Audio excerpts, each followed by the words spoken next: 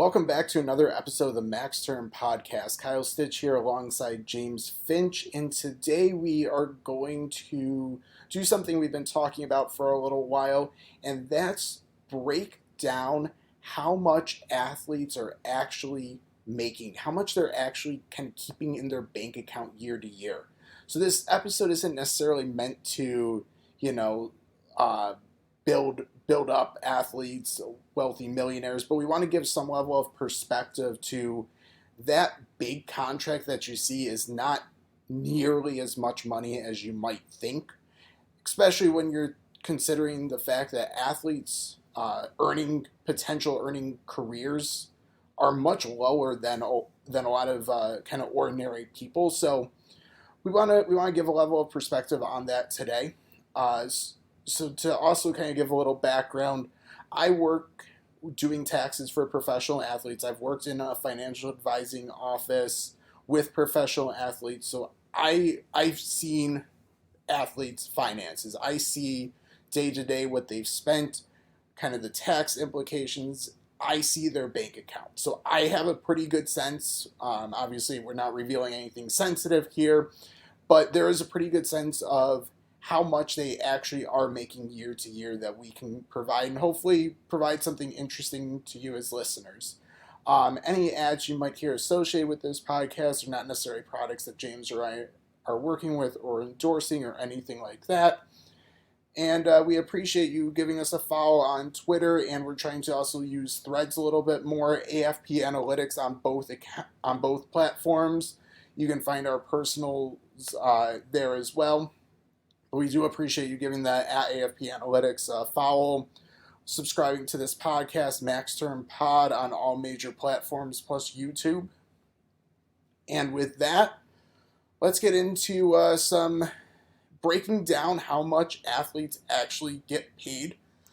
So we were kind of going through thinking about, first from a tax perspective, a situation where it's really good for the athlete, a situation in the middle of the road, and a situation where they get hammered based on taxes, and it's mostly due to the state tax, which we'll talk a lot more about later in this episode.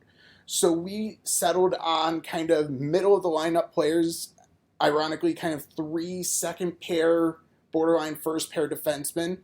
We have Vladislav Gavrikov from the LA Kings, who's making just under $5.9 million. Jacob Slavin from the Carolina Hurricanes, whose contract is for $5.3 million. And then Eric Cernak from the Tampa Bay Lightning, whose contract is $5.2 million.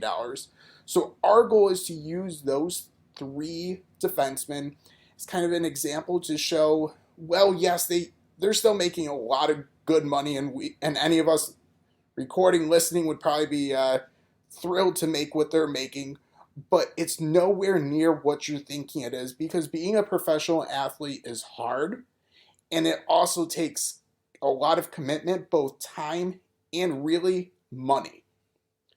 So let's start off the top with the swear word to all hockey players, escrow.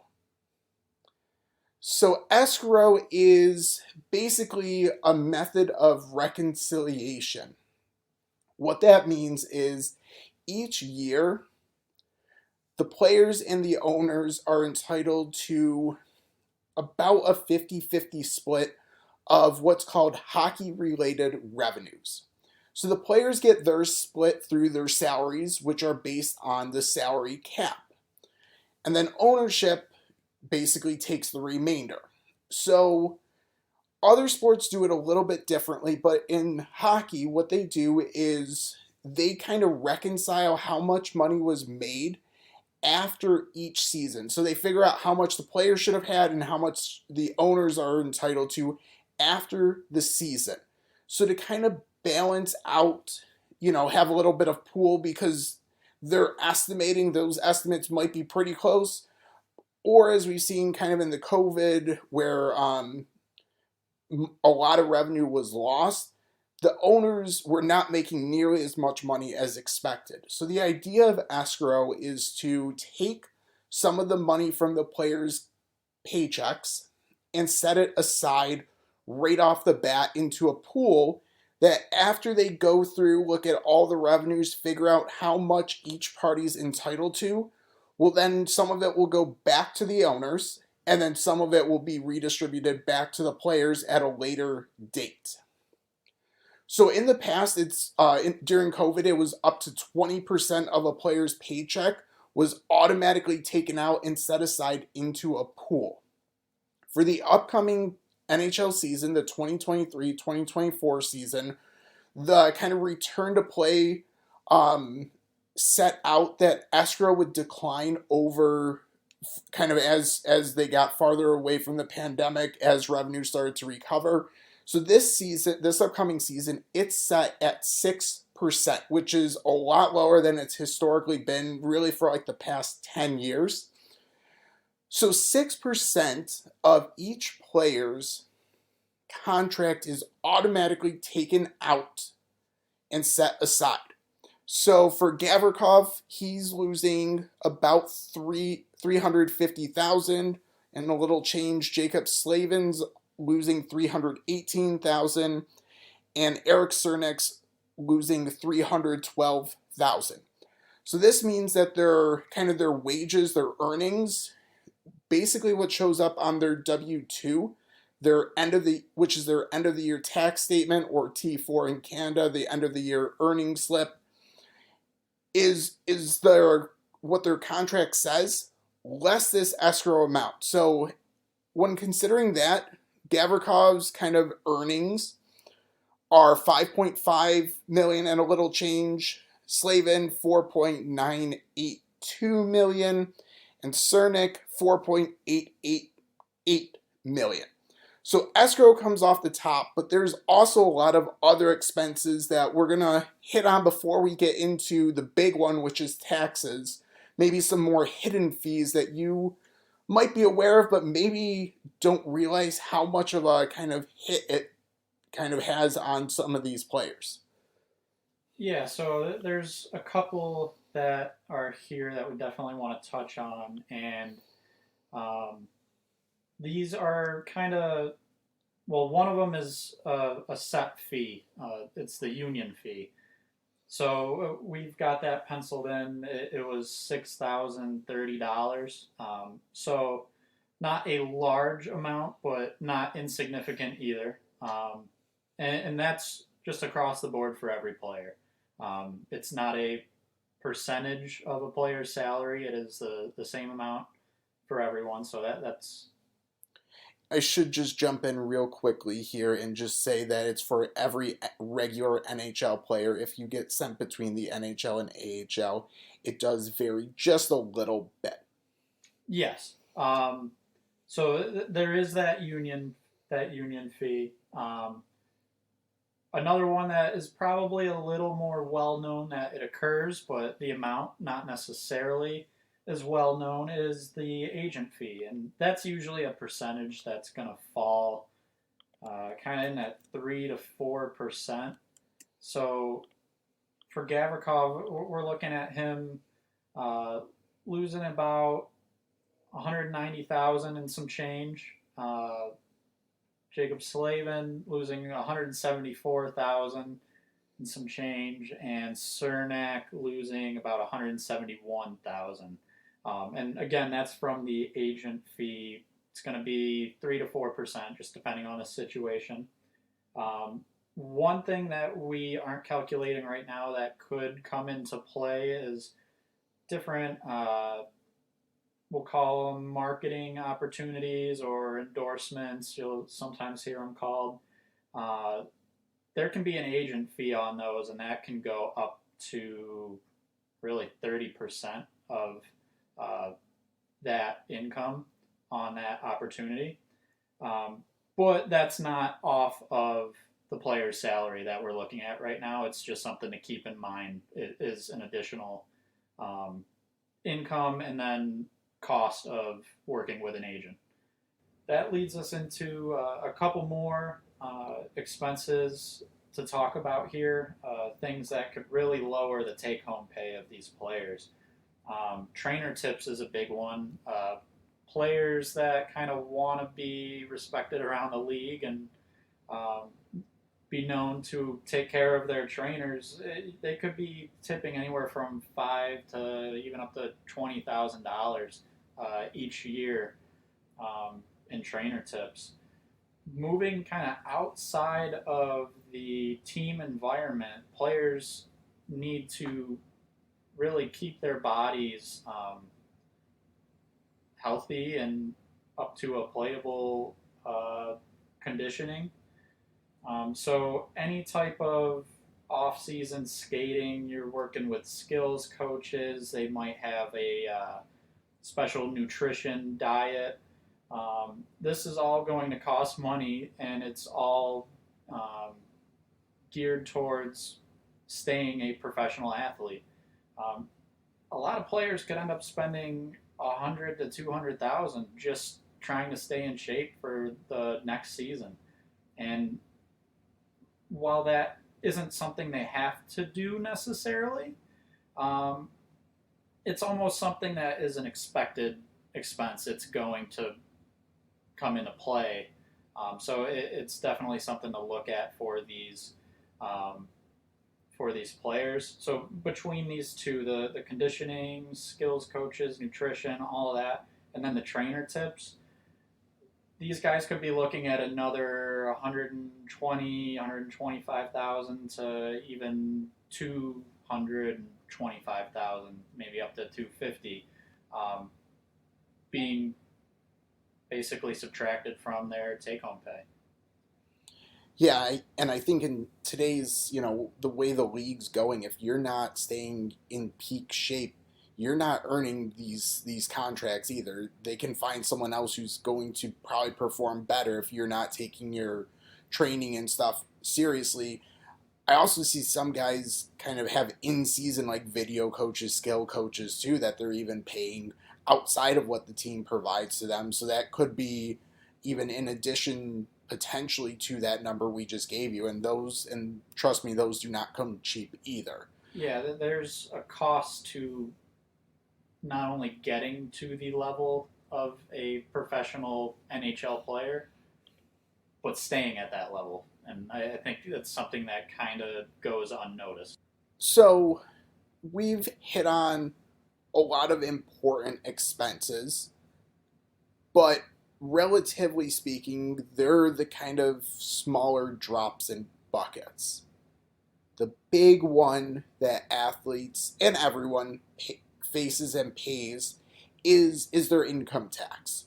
The reason that athletes are particularly hit is because of their profile and just the amount of money that they're making. So everyone who's a citizen lives in the United States, Canada, really any country in the world, you pay a tax to the federal government. And in the United States and Canada, it's what's called a progressive tax rate. So as you make more money, you pay more tax. So it's not necessarily a linear scale. So the percent of tax an NHL player pays is not the same percentage that an AHL player pays.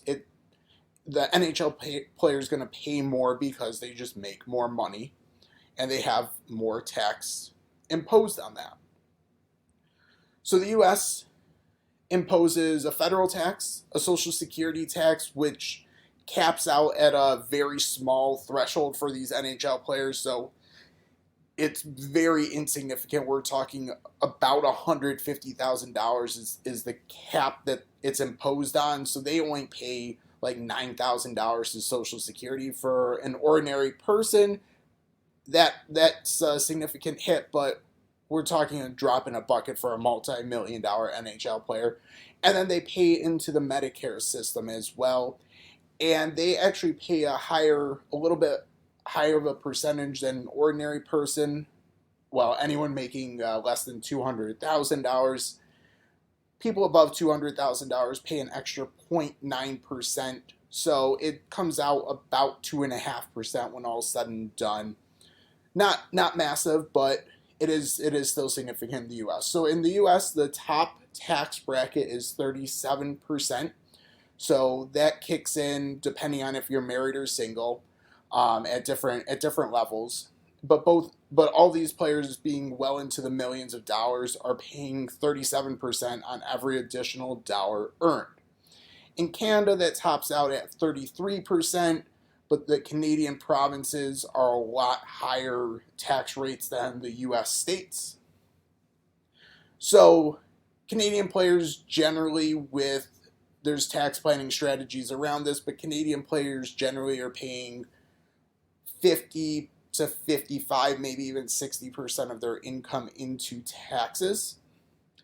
But in the US, there's an opportunity depending on which team you play with. So this is kind of why we chose the Los Angeles Kings, Carolina Hurricanes, and Tampa Bay Lightning. There's an opportunity depending on the team and how you kind of position yourself to create pretty significant tax savings. And this kind of was amplified in 2017 when the United States Congress passed the Tax Cuts and Jobs Act. So prior to the Tax Cuts and Jobs Act, athletes were able to basically deduct a lot more expenses from their taxable income at the federal level. So they were able to take a deduction for state taxes paid. So it kind of balanced out those with low state taxes and those with high state taxes overall because they received kind of benefit at the federal level. Well, you can take up to $10,000 of state taxes now, which is a drop in the bucket when you're talking, a $5.9 million contract. And then you used to also be able to take all those fees that James kind of just detailed, those trainer tips, those union dues, your agent fees. So it helped lower your taxable income at the federal level for if you're a professional athlete. Again, 2017, tax law was changed, and it widened the gap between states that have low to no income tax, such as Tampa Bay, based in Florida, and states with really high taxes, LA Kings, based in California. California's highest tax rate is 12.3%, and then they also, for anyone making over $1 million, hit you with an extra 1% that goes to basically it's called a mental health services tax. So all these guys who are making over $1 million playing for the California teams are paying 13.3% of their income to California state tax, about 40% to federal tax. So quick math, we're looking right around 50-ish percent is just going to taxes. So California, I can say just about 50% is going to taxes because it's the highest state tax in the US. California is also notorious for strictly enforcing their tax law, and professional athletes are a prime target of that. So if you live in California or any state, you pay tax on the totality of your income in that state. So again, in Gavrikov's situation, we're just using some kind of round numbers here. After escrow, he makes about $5.5 million. So as a likely California resident, California is going to be able to impose a 13% tax on that $5.5 million. So that was his earnings after escrow. If you if you missed that, where did I get that number from? California also is able to impose a tax on every athlete's earnings in the state. So that means everyone who comes to play an away game in California is subject to what's known as, kind of coined as, a Jock Tax. It's really a non-resident tax. Anyone's subject to that tax, whether they're an athlete, whether they're you listening to this podcast and you go and work for a week in California. The difference between you listening to this podcast, unless you are a professional athlete, welcome, is athletes it's easy to know that athletes are in your state. It's really hard to dispute that you didn't work in the state if you scored a goal, played 20 minutes of on the ice. Kind of hard to say no, I wasn't there. Everyone knows it. Whereas an ordinary person, it's a little bit harder to kind of track that, oh yeah, they were here doing business for a week. So this is exactly why athletes are kind of the prime target, is because it's easy to know that they're there. California actually has people that do this for a living, track, probably computerized at this point, but they did in the past have people that were basically, box score checking to make sure that everyone's filed that needs to file. So how much, I guess, do athletes pay? How much is California entitled to? How do they impose the tax when any team comes for a road swing in California? So the NHL, most of the East Coast teams will generally do a 5 to 6 day road trip to California, play some combination of San Jose, LA, Anaheim. Usually Anaheim and LA are back-to-back nights with an extra night kind of in between for San Jose. Sometimes there's an extra day thrown in. So the trip is usually 5 to 6 days. So that's important. NHL players earn salaries based on the number of days they're required to perform services for their team. Team executive, I won't name, I'm looking at you here. That starts at the start of training camp and goes to the end of the season, whether that's the regular season or the playoffs. Generally, the training camp to regular season, that's what we know every hockey player is going to be performing services for, is generally around 207 days. So to calculate how much earnings there are in California, we basically create a ratio. The number of days spent in California, 6, I'll just say 5, divided by the total number of days that the athlete is required to perform services, 207. And so whatever that percentage works out to, times the athlete's salary, their wages from the W-2, shows how much California is allowed to impose tax on. And so every state that has an income tax, and some cities as well, impose this so-called Jock Tax on the athletes as they travel in and out of that jurisdiction. So let's use Jacob Slavin real quickly as kind of the example now. So he's going to be subject to tax in North Carolina, which is their tax rate's just under 5%. So he's going to pay tax on all of his income, 5% tax on all of his income in North Carolina. Well, he also is going to travel to California during the season, again, probably 5 to 6 days. So when he's in California, California imposes a higher tax rate than he kind of has in North Carolina. So he is eligible to offset some of his tax that he's basically paid in both places in North Carolina, up to what he kind of owes North Carolina. So let's use some easy numbers here for this example. Let's say he earns $100,000 in California. In North Carolina, he pays 5% tax on that $100,000, which is $5,000. So California is also taxing that same $100,000 at, we'll just say 12% for some easy math here, for $12,000. So Carolina is not going to allow you to take what's called a tax credit in their state for more than they impose tax on you. So when Jacob Slavin pays his $5,000 tax to North Carolina and then his $12,000 tax to California, he's been what's called double taxed. Well, North Carolina will allow him to basically subtract from his tax owed to the state that $5,000 that was taxed in both places.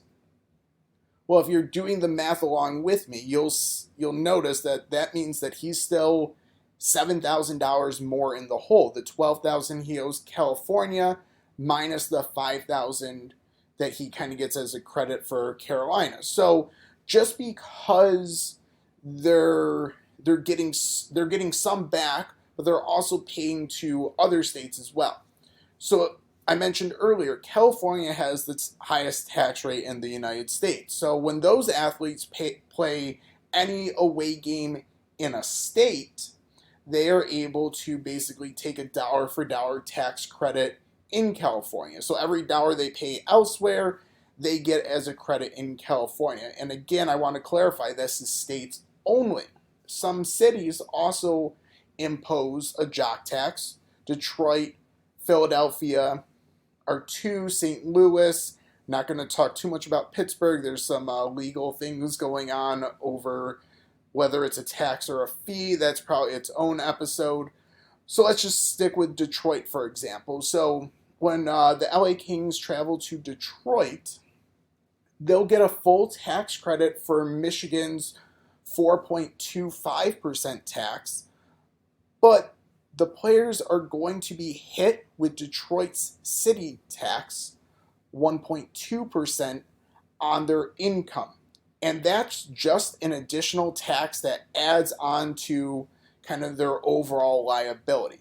So most city tax rates aren't that high. St. Louis is only 1%, for example. So they're not necessarily getting hit super hard, but when you're already paying a good chunk of change to California, those extra percentages on these 10, 20, 30, $40,000 is not insignificant either. So Jacob Slavin in North Carolina, middle of the road. And then we have Eric Cernak in Tampa Bay. So every home game he plays, he's basically tax free at the state level because Florida has no state income tax. So his kind of jock tax, his state tax, is composed strictly when Tampa travels on the road. So he doesn't owe tax in Florida. He doesn't owe tax in Tennessee, Texas, Washington, where they have no state income tax. And he also doesn't have to worry about paying tax in Canada. So Canadian, US, there's a tax treaty in place that basically says if you pay tax to one place, you're not subject to double tax on it in the other. So if you're a US hockey player playing for, a US based team, if you pay those taxes down in the US, you don't worry about paying anything additional in Canada. For Canadian players, they do pay a tax to US states because US states kind of are allowed to do their own thing. But that comes back as a credit up in Canada the same way as I talked about in North Carolina with Jacob Slavin. So any dollar that a Canadian player, citizen, resident pays in the US basically gets it back as a credit up in Canada. So it's a wash. And the difference between states in the US and Canada is cities count as a credit up in Canada.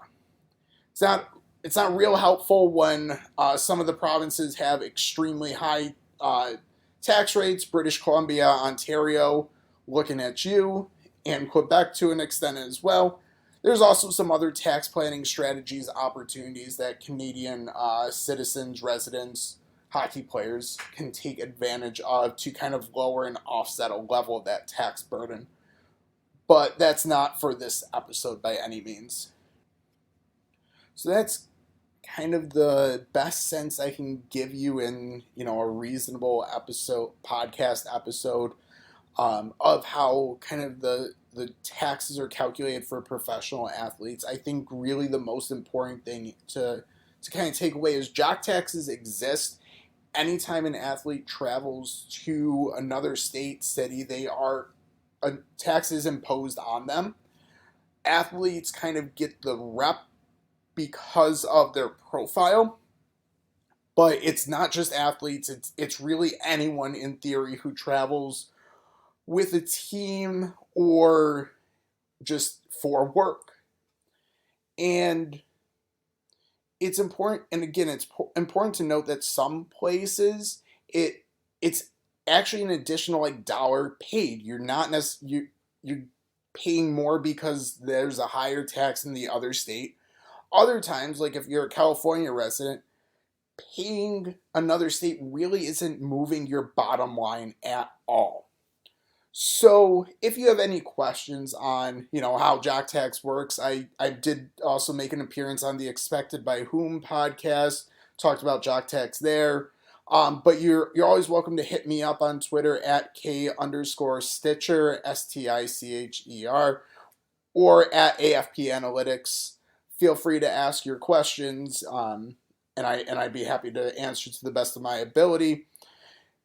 But to get back to our kind of hard numbers, our recap of where we sit. So, Gavrikov, LA Kings, we're assuming he's going to be a California resident, pay tax on all his income to the state of California, plus the U.S. government. After taking out $352,500 of escrow, his union dues of $6,030 might be a little bit higher for this upcoming season. His agent fees, $193,000 and a little change, and his taxes of basically $3.2 million. That's just over 50% of his income. He's left with a take home of approximately $2 million, 2.1 million. Take out those, trainer fees, some conditioning expenses.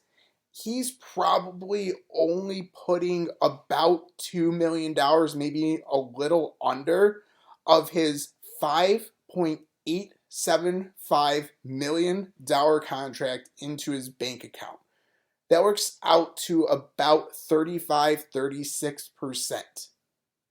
So again, Vladislav Gavrikov, who has almost a $6 million contract with the Los Angeles Kings, to just be a high-level professional hockey player, is probably only putting 35% of that into his bank account. Jacob Slavin, his number works out to 2.3 million before taking out kind of those conditioning trainer fees. So taking those out, you probably just a shade over 2 million. About 43% of his $5.3 million contract. His tax liability, 2.5 million, so little bit under 50%. And then Eric Cernak, who has a $5.2 million contract, is putting into his bank account 2.46 million, about 47%, which includes him paying 2.25 million in tax, which is just a shade over 40%. So when all's said and done, Eric Cernak, who has the smallest contract kind of that you see publicly that's displayed on Cap Friendly's, the smallest average annual value, is taking home almost 200,000 more than Jacob Slavin from Carolina, who has 100,000 more of a gross contract, and 300 to 400,000 more than Vladislav Gavrikov, whose contract is closer to 6 million than it is to 5 million. So Cernak is taking home a very significant chunk of change more just based on where he's playing. So I think over the past couple years, there's been a lot of talk about how Tampa Bay's been able to, get their players to take a hometown discount. Um, yes, they have been, but the hometown discount is they play in the state of Florida where there's no income tax. Vegas and Nevada, same thing. Yes, their players take less. Yes, they won a cup. The hometown discount, though, is they pay less in tax. I think the big thing here is we specifically pulled these players on these teams because it can kind of show the extreme that happens here. Eric Cernak on the surface making 675,000 less than Gavrikov, yet walking home with roughly 330,000 more. Um, it speaks exactly to what the hometown discount really is. Like you said, it's kind of all about the tax. What are they actually taking home when all these different fees, taxes are taken out? You might think, well, of course Cernak would want 5.875 with the Kings. No, he doesn't, actually. He'd really rather have 5.2 with Tampa because of this tax situation. His agent might rather have the 5.875 with the Kings. That's true, but just strictly speaking from the player's perspective, it's very beneficial to be in one of these tax state income tax free situations. I think that kind of tongue in cheek comment does bring up an interesting point, though, that an agent kind of has a push and pull here. Like, so in these higher tax states, realistically, their players need to get paid more to compensate for kind of losing more of their money to taxes. Well, the agent fee is also based on that kind of top number there. So there's a level of push and pull between kind of what how the agent's going to make the most money and putting their client in the best situation. And if the agent's working for the client like they should, uh, the better situation is to take that lower contract in someplace like a Tampa Bay, because it does get their player more money. So those are like expenses that all NHL players are going to probably incur. I guess the conditioning trainer fees are a level of avoidable, but again, if you're trying to stay in tip-top shape and also, not be looked at as kind of the jerk in the locker room, you're going to be incurring those fees. But there's some other kind of potentially hidden expenses as well that athletes might have to incur in kind of the course of their career. So, I mean, tax preparation isn't free. It's not the biggest expense. You also probably have a financial advisor who's taking a percentage of kind of the money that they're working with. So, however much you're setting aside in the bank, they're taking a percentage of that as well. And then, depending on kind of how your career plays out, your living situation. So, yes, you probably have a place, a house, an apartment, condo, where whatever, somewhere that you're paying for. But someone who kind of becomes a level of a journeyman, um, kind of might be holding multiple properties at once. So let's stick with Gavrikov here a little bit. So he was in Columbus for a long time. He might have, I don't know his exact situation, but there's a good chance he bought a house, a condo, some type of property. The minute he was traded to LA, he's not living there anymore. And for the rest of the season when he was traded to LA, the Kings were kind of responsible for providing a level of stipend to kind of take care of some living expenses for him. But now that he's upped for 2 years, even if he had just upped for signed a 1 year contract extension, he's now on the hook for, getting his own living quarters in Los Angeles area, which is not going to be cheap. As well as he still might have this house in Columbus. There's tons of players in this type of situation where, they get traded at the deadline, trade in the offseason with a year left on their contract. They have a young family, maybe kids just starting school. How practical is it to sell that house that you've been living in for however many years when you only, you might only be in this other city for a year? Chances are you're going to end up getting some sort of second place to live in, whether it's like just renting someplace or buying another place and taking on a second mortgage. But you might be doubling how much you're kind of spending on housing just based on the situation. The minute you're traded to for in the off season, you're expected to find your own place to live. So even if that's a 1 year kind of rental situation, you have to foot that bill. And if you want to kind of have the status of an NHL player, you're probably not finding someplace cheap. I see commonly players kind of rent to other players. One player gets traded away from a team, is playing somewhere else. Well, a new player on that team's renting the house they own. I see that in multiple situations. We actually have clients that rent from each other. So that could be. We could be talking another $3,000-4,000. Sure, you might be scoffing at that a little bit, like that's high rent. But if you're looking at that amount per month, that's again a significant chunk of change for the year. And then you do that twice, it's another. We're pushing almost another $100,000 expense there, which again, there's a level of avoidance, but if you're bouncing around and you have like a year contract, you're still paying that amount of money.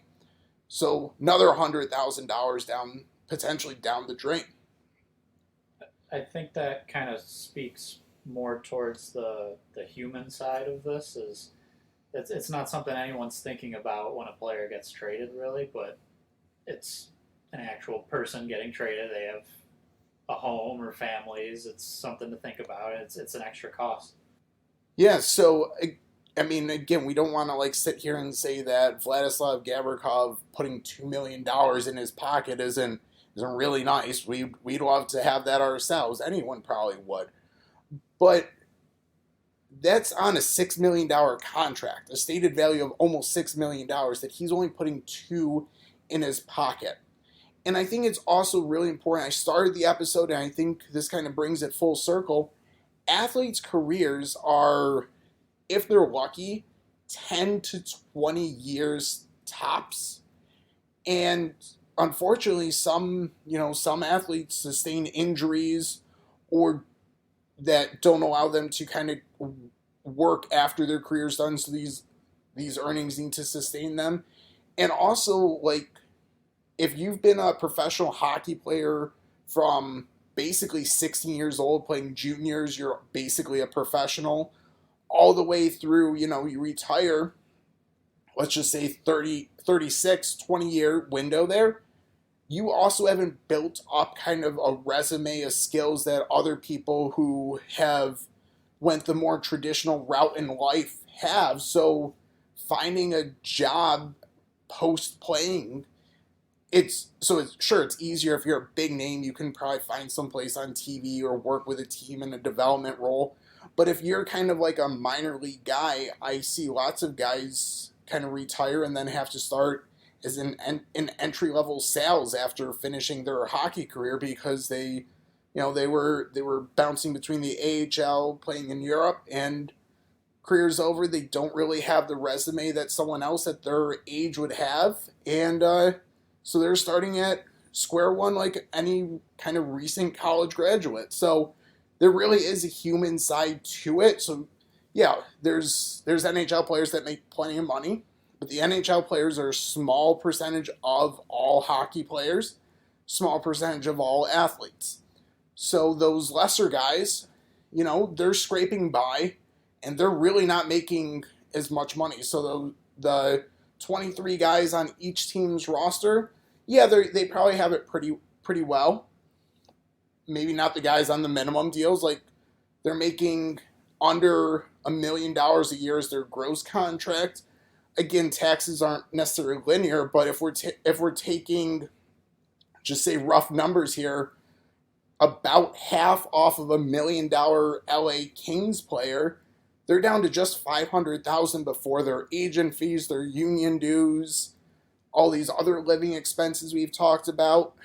That's really not a ton of money, especially living in the LA area.